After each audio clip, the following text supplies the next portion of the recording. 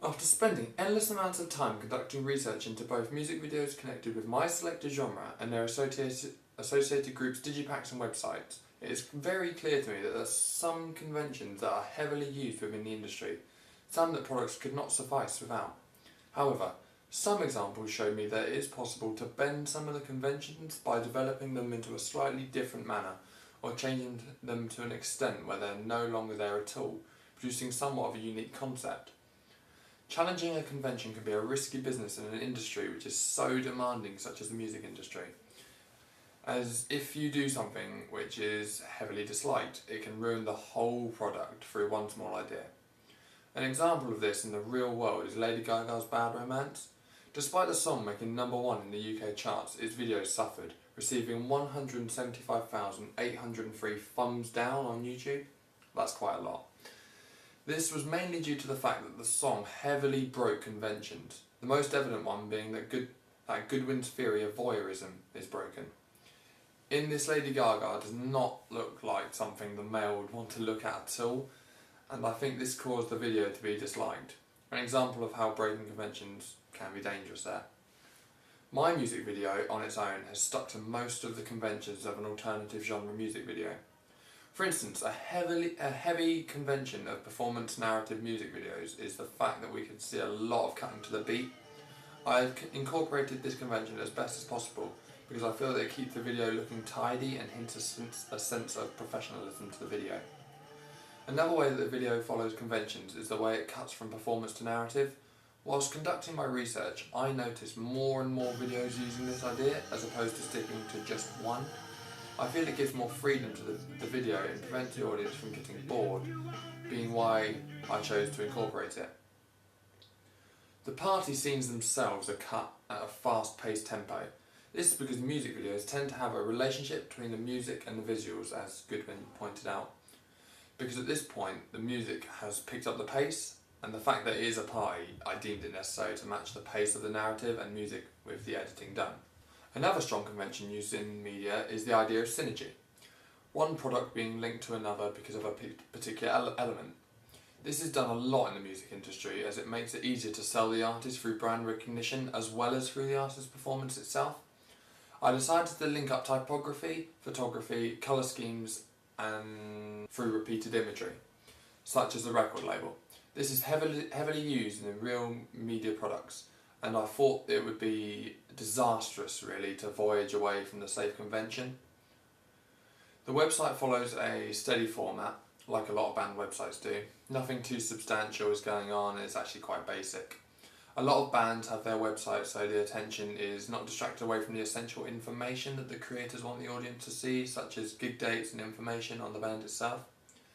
Having something too extravagant would distract attention and therefore break this convention.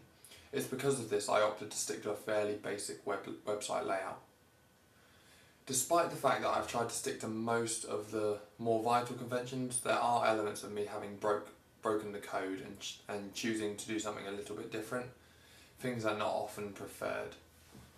For example, a lot of the video is done handheld. I experimented with this quite a lot on the filming days to see what I could achieve both using and not using the tripod.